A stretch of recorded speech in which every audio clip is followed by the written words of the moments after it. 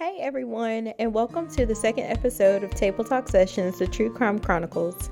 Table Talk Sessions is about creating and generating authentic conversations. I hope that by sharing some of these crimes or cases, it will generate not only conversations, but being more cognizant to the relationships and friendships that we entertain, and of course, watching for those red flags. So today we'll explore the shocking case of Melody Walker Farris. She is a Georgia woman who was accused and convicted of murdering her husband, Gary Farris. This case reveals a disturbing tale of betrayal, violence, and justice.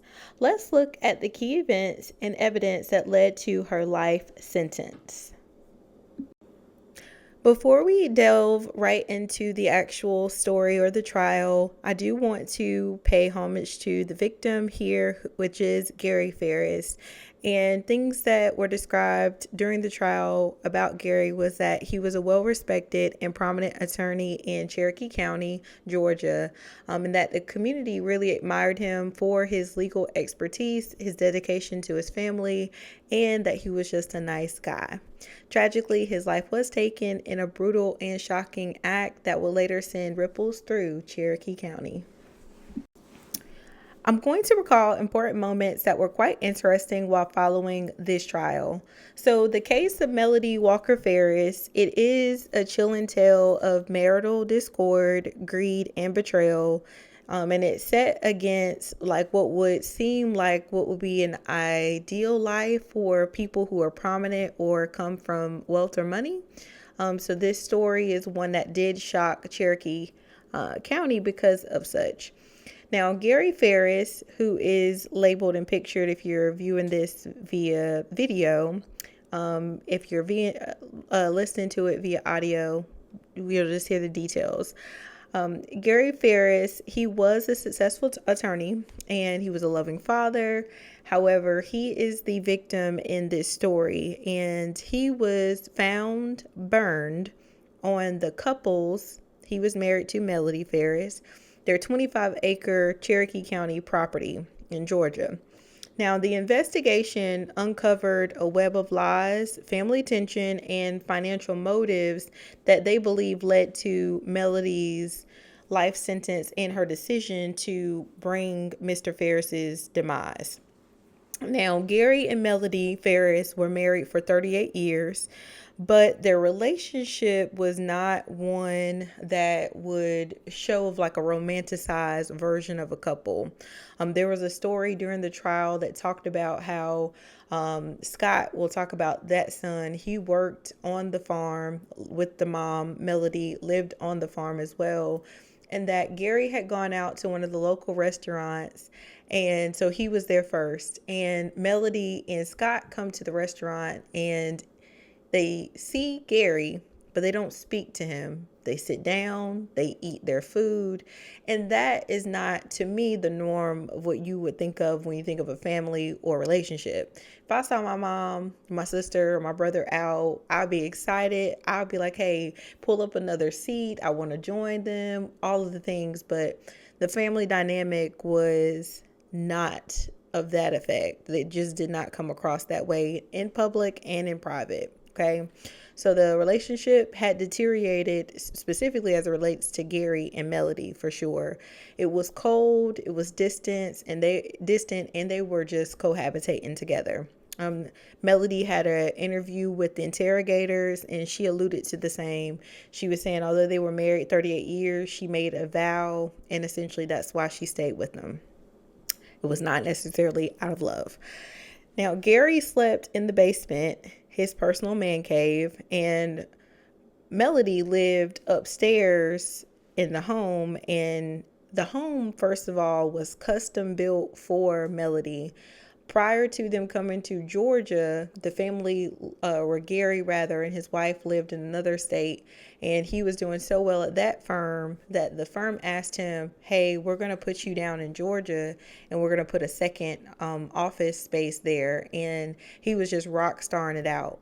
So when he gets to Georgia, he buys this land, builds his wife this custom home, however she wants it, all the things, and the green grass grows all around and around, allegedly.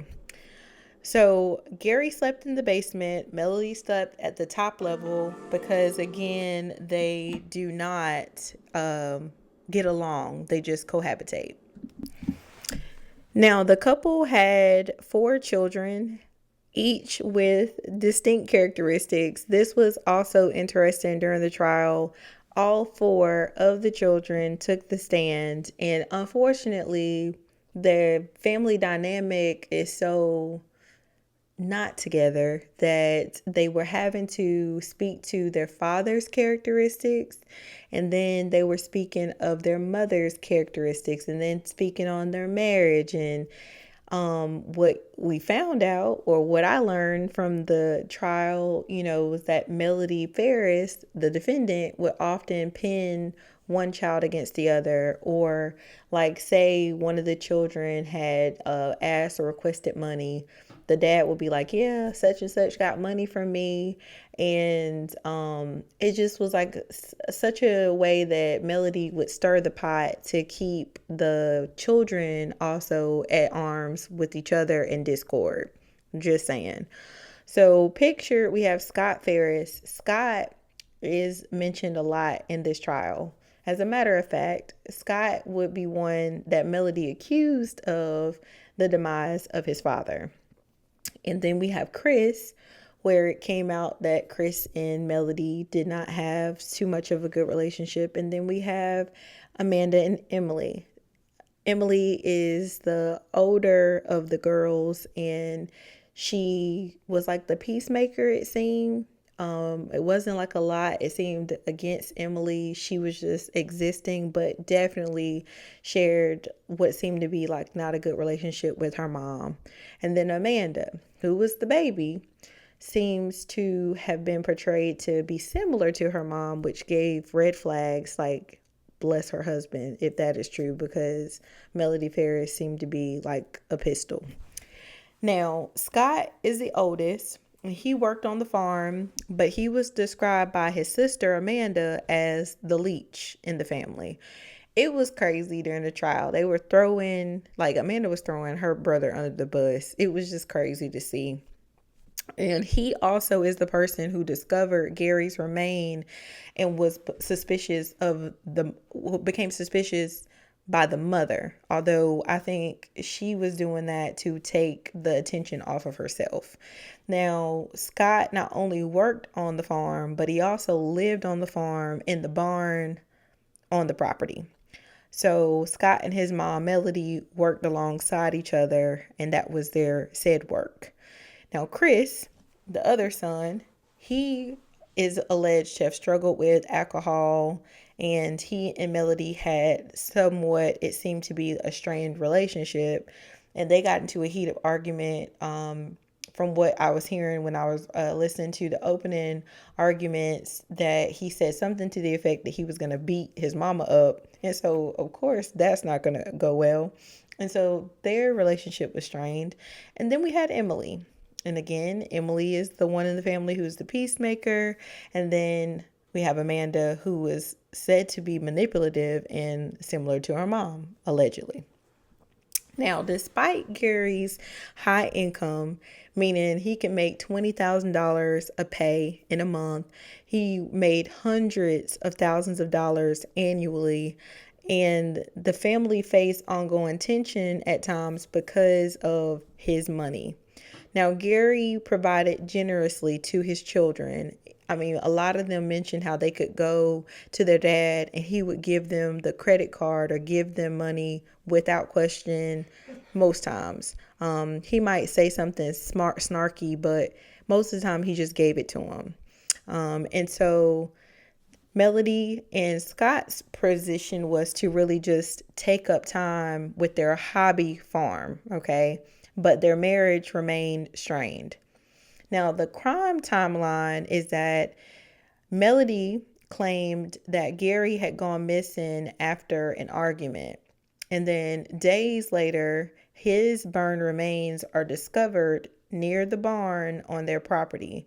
And it was described that Gary used to burn these burn piles all the time. It was like a thing that he did. Initially, when investigators come, they think he's passed away of a heat stroke, or maybe he had a heart attack and he just fell into this burn pile. However, when they did his autopsy, a .38 caliber bullet was found in his ribs. But the crazy part is that they couldn't find the entrance or the exit wound. And so they felt like somehow this was put into account, like to throw off the investigation. They did find a little bit of blood in the house down on his level, but there was really a struggle for investigators to figure out, one, how this person, Gary, made his way to the burn pile. They didn't know if one of his utility trucks on the property was used to carry him. Mind you, this man is well over 300 pounds. Melody Farris is well under, if she's 150 pounds. So they were trying to think about how in the world, if she did harm him in the home, how did she get him to the burn pile, essentially. Now, on the set day, Scott was the family was looking for Gary. Gary was one who would be recluse to himself, isolated, and the state attorney explained that as a lawyer, you're constantly people facing, you're constantly talking to people, you're in court, going and defending and arguing, and you get to a point when you get home that you don't really want to talk. And so he said the way they described him made sense because he could relate. The state attorney could relate. Now, they end up looking for Gary. His children just so happened, because this is 4th of July weekend or 4th of July time, they had come home and they're supposedly spending time with their family. So they haven't seen their dad, I would say like a day and a half or so. And so they're looking for him. So they split up on this property. And again, it's 25 acres. So Scott is coming towards where this burn pile is, and he thinks he sees an animal near the burn pile. But as he gets closer in his inspection, he realizes, this is my dad. This is my father's body. So he immediately calls 911. He tells his brother, Chris, like, hey, get our sisters, get the grandkids, get them away. And he's like trying to allude to him like, yo, this is dad on this burn pile. Now, the forensic said that Gary's body was so badly burned that he had to be identified using his actual dental records. Like, this man was burned, charred. And as a matter of fact, I believe they said his body had to have burned for at least 24 hours to be the char that it was, okay? Now, the investigators found evidence, again, of the bullet in his rib, but there was no entrance or exit wound, which suggested that there was a deliberate attempt to obscure the cause of death. So whoever had planned his demise had thought this part through. Now, Melody Farris, when we talk about character traits, most of the commentary from the children, because again, they took the stand to give their traits on their father and on their mother, most of them spoke of how Gary was kind, he was quiet, chilled, like a good dude. Melody, on the other hand, her character traits or characteristics they described as the mom was off the chain. It was wild. She was accused of having and proven to have had extramarital affairs. Now, just so happened, both of her individuals that she had affairs with were subpoenaed to come to court. So she was supposed to have had an affair with this man named Ted, and Ted had to testified of their relationship when they started dating. And also she ended off this towards the end of their marriage, she was dating a man named Rusty. Now, Rusty is mentioned a lot in this trial, and he's the focal point in the investigation, which they actually even the state attorneys allude, they believe Rusty knows more than he shared, because she called Rusty on the day, based on the data from the phone, after they believed that he was harmed. Gary was harmed. Now, Rusty, again, is one of her lovers. He told investigators that Melody had called him to confess that Gary was in the burn pile. So, of course, police are going to investigate who could be the people that they should be putting to be as the person that is the person who caused the assault or harm on Gary. And Rusty, because he was having an affair with Melody, of course, is going to be a critical person on that list, right? So they found a way to record Rusty having a conversation with Melody to get proof that she did indeed tell him, hey, Gary's body is on the burn pile. So that was the crazy part and how Rusty got mixed up in this. Now, the other pieces of hard evidence that probably swayed the jury were the phone records. Investigators had tracked an unusual call between Melody and Rusty during the critical time window. Rusty's testimony revealed that Melody nonchalantly admitted to his body being on the burn pile. Okay, so that was hard evidence in the mind of the state attorneys. Another part is the financial motive.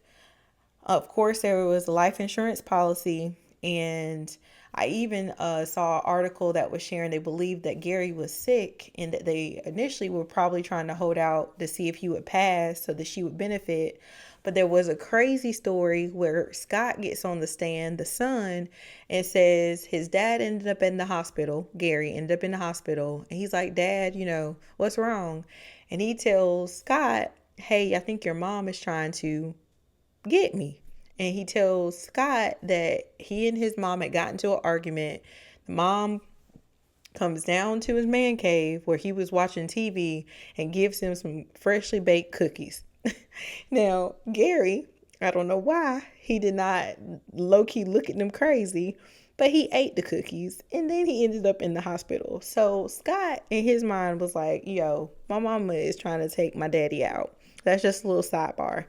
Now, Melody lived a very luxurious lifestyle. Remember, he is wealthy. This man makes money. And so, although Gary was very friendly and giving to his children, Melody did not like when the children received money from him. She had a real problem with that, and the kids talked about it on the stand. And I don't know, which is something I really wanted to know, was did he give her like a stipend or tell her a limit? Because it seemed like Gary didn't have a problem with the children, but it was like Melody, I feel like, was envious of the love that he had towards the children. But obviously, they were cohabitating. They weren't like a romanticized, loving couple. They were just existing. So, Melody's relationship also unraveled because she again had toxic dynamics with her children. Scott, who lived in the barn in a loft, again, he worked on the farm. He was the central figure in the case because Melody was trying to pin this on him. She was deflecting blame, saying that he was the cause of Gary's passing.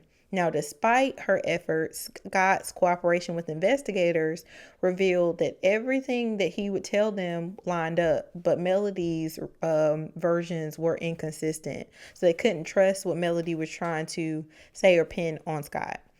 Now, the verdict. We pull all of that together to show that the jury convicted Melody of slaying, and they sentenced her to life without parole. Now, the decisive or the evidence that really pinned it was the phone call that you could hear in the trial. So I heard the recording where the phone call that forensics was able to bring about that there was a bullet in his rib cage, Rusty's phone call about her saying he was on the burn pile, and then Melody's effort of manipulating the family members were all clues as to leading to Melody being the person.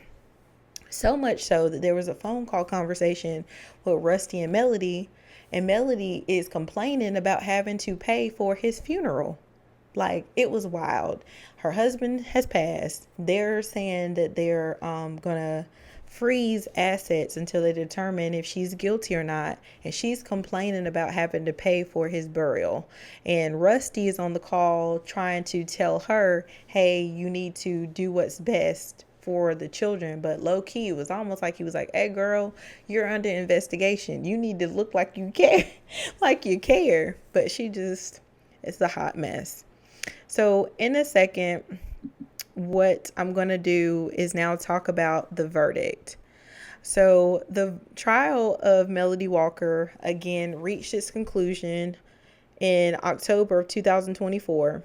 The jurors listened to weeks of the testimony, and this trial lasted weeks. If you look it up on YouTube, I mean, I think it almost got up to almost 20 days, if that. Definitely a minimum of 10 days. It was like 2 weeks plus some. And so they went to, debrief, the jury did, for about 4 hours.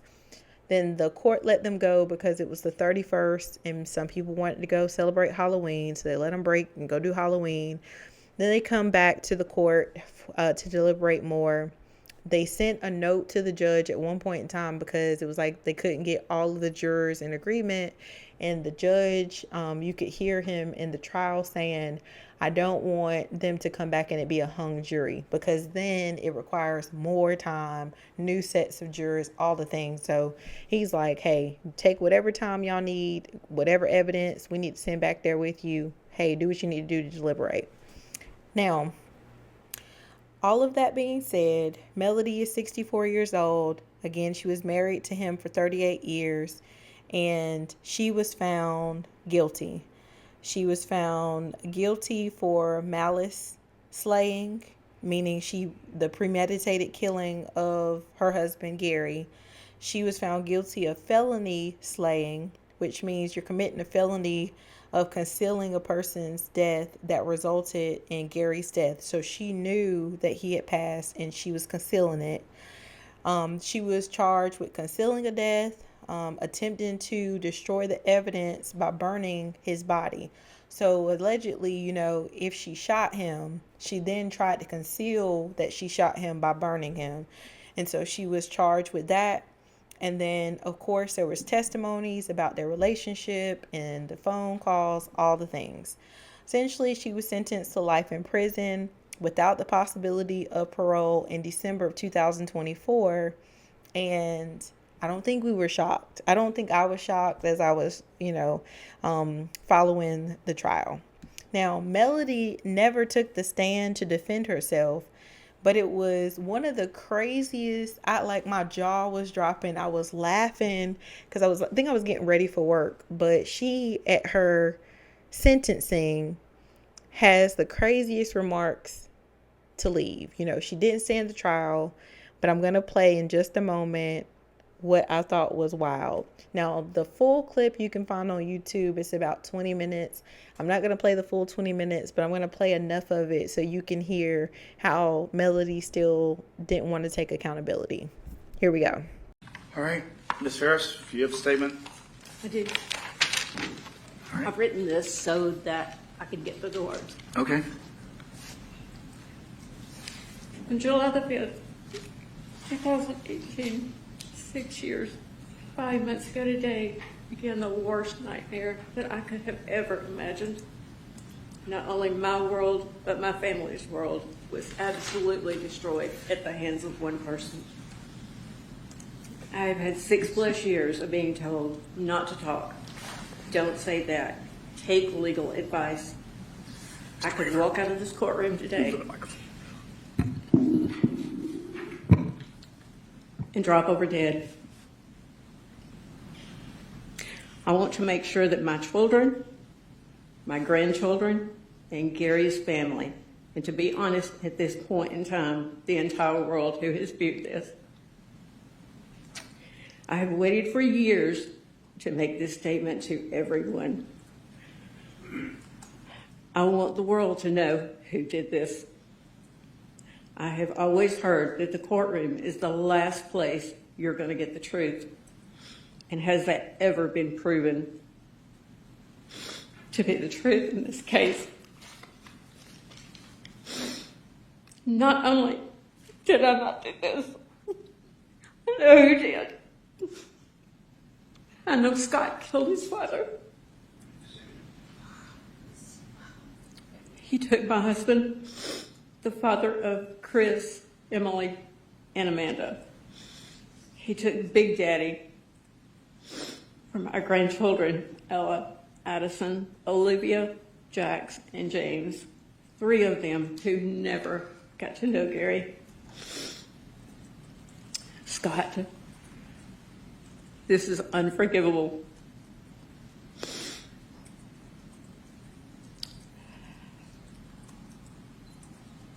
Scott, I have spent an entire life of loving and protecting you, but this I refuse to cover for you. My mother, your mom, begged me to take the blame for this. She said after she talked to you, after Gary died, that she knew you had done it. Her exact words were, "You are his mother. You have to take blame for this." And I told her no, that I couldn't. I still have 3 other children, grandchildren, and this is not a stolen credit card, a check, or a diamond ring that you've pawned, all of which you have done. I saw you coming from that burn pile the morning of July the 5th in your truck. You told me that you were checking on the fire to make sure that it wasn't going to get the woods on fire. You told me it was okay. I asked you a few weeks later why you were at that burn pile in your truck.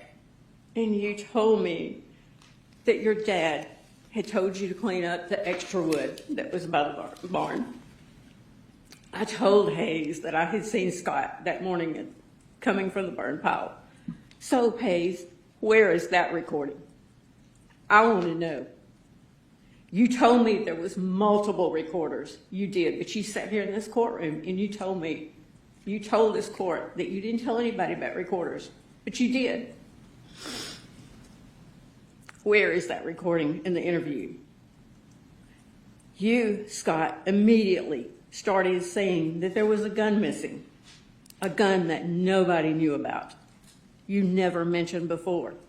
I asked you more days than not where your dad was, and this was the first time you ever had that response. There's a gun missing. You should have you did start immediately spinning your story. When you found out that Addison and Cameron were there the night before, you got so angry. Now I know why. When I went to feed the baby goat the morning Hold on. that... Your Honor, I'm going to object at this point. It's all about the facts of the case. You, in fact, misstated. Your statement needs to not be about the facts. Right. Well,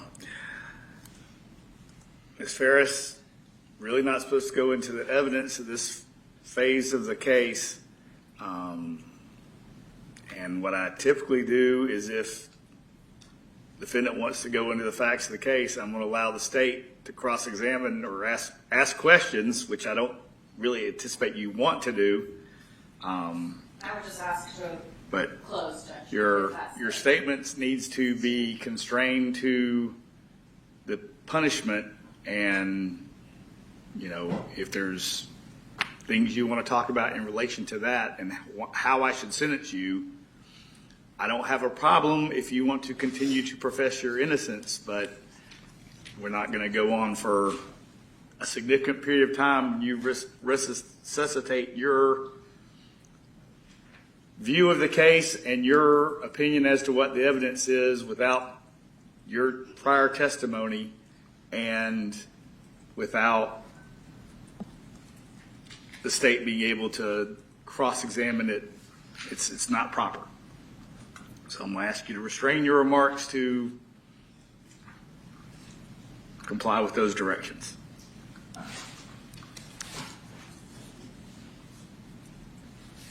Judge, this needs to be known. Well, I'll just ask to respond, Judge. all right. All right, go ahead.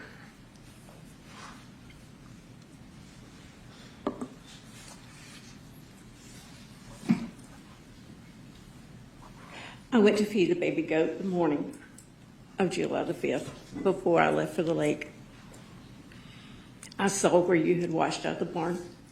I later found that several bottles of house wash were missing after this all happened several weeks ago. Now I know why. The photos of your bathroom spotlessly clean. Now I know why.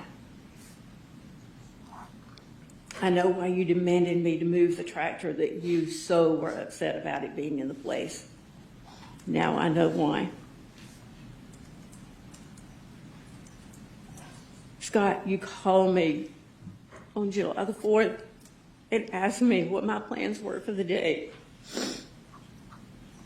And I told you I was going to the lake with Amanda, and you were so glad that I was going. I thought it odd then. Now I know why. I found copies of my birth certificate, your dad's birth certificate, our marriage license in your truck. Now I know why.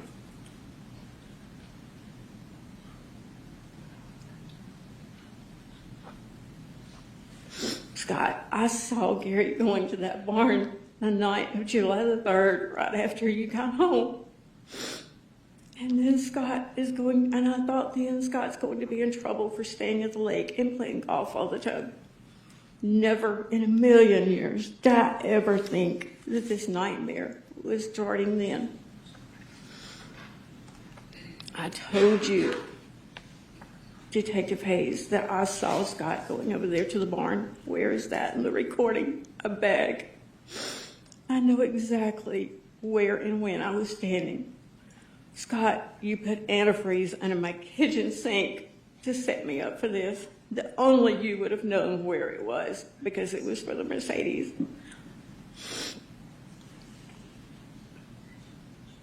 When Amanda and I were putting that house back together, you sat in there and watched us like a hawk.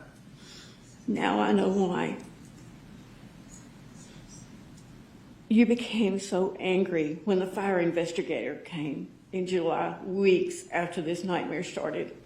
Now I know why you were so angry. Scott, you failed your polygraph test. You recorded meetings at the attorney's office and turned them over to the DA's office. We hired Manny to help us. Emily is the one who used her daddy's credit card to pay for that attorney. Scott, you got so angry that your sister Amanda was getting my personal clothes and my personal things to the point that Cherokee County had to be called. That is not the actions of the same person. Scott's anger issues have all been a huge issue.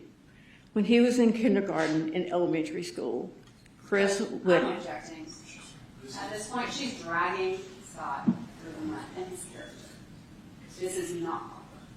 All right, Ms. Farris, I'm going to cut you off if you keep just wanting to resuscitate facts that aren't before the court. And Ms. Frankish, I'll give you a chance to respond to the extent that you want to and give you closing statement.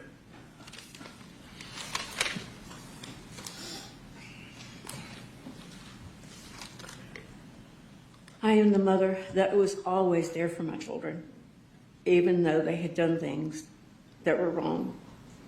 Chris, who took care of your girls and loved them if they were my own, who came and got them off the street when you were acting an absolute fool because they were scared to death, who drove down to Buckhead and got your children.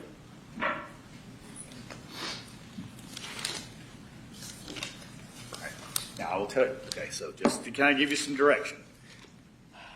Things that are appropriate, you helping take care of your family, raise your family, those kind of things, what you've done throughout your life, and asking the court to exert some sort of mercy on you, things of that nature are appropriate. So you can talk about those kind of things, but let's don't go into the individual facts or things that haven't been previously presented to the court.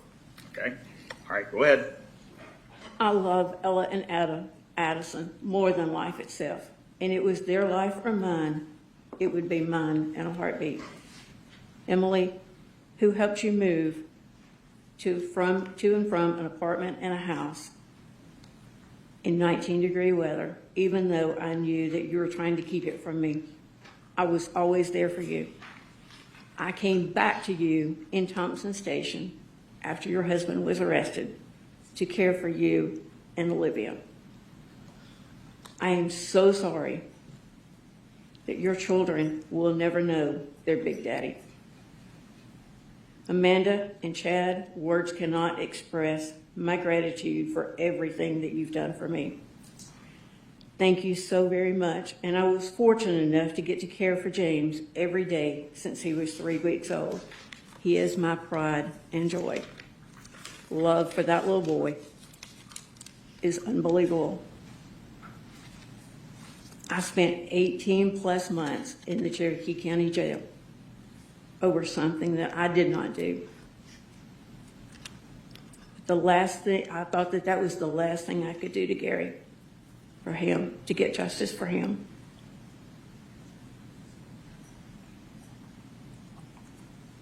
I can remember thinking, it's okay that I sit here. I just want answers. That's all I want. And I still haven't gotten them. And I don't think that I ever will. And that scares me to death. Amanda was the only one of my children that got up here and told the truth. And I thank her for that every day. Judge Cannon, I had so many questions. If you made it this far, thank you for following along as we shared this story. I will end off with 2 questions. How well do you know your partner's character, values, and potential for honesty in difficult situations? And are there any warning signs you might be overlooking? The reason I pose these questions are, in Melody's case, it seems as though Gary and Melody decided to stay together due to the vow that they took. Not saying it's right, not saying it's wrong. I think it's admirable that, people want to stay to honor their vows. A lot of people divorce and just move on, etc. So it is commendable that they stayed for their vows. However, I think sometimes we overlook character and values, and Melody seemed to have a track record. So I think sometimes we forget that we can have people who show up as a representative. And this is also conveyed in like other court shows I watch, like Judge Mathis, or when I was watching Divorce Court with Judge Toller, or even now with the current judge on Divorce Court. They often talk about the representative. And the representative is that person that you see in the first year of you dating. It's the honeymoon phase of the relationship where all you're trying to do is make that person smile. And typically it takes more than a year to really see the person at work. I've seen so many stories also of women or men sometimes who get married and they're like their partner changed as soon as they said, I do.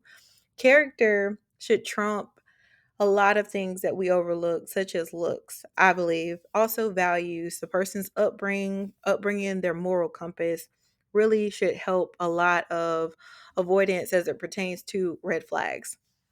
The second question is, how do you handle conflict and difficult emotions within your relationship, and what steps are in place to ensure safety, respect, and mutual accountability? I say this question because Melody did have 2 affairs and her husband Gary found out. Now, with that in mind, when Melody got investigated further with her interrogation, she did say, hey, we were married, we took our vow, but they lived a different type of life than other couples sometimes. It wasn't romanticized, they didn't communicate, and all the things. So, being able to communicate and navigate through things such as infidelity, also ensuring that there's that mutual respect.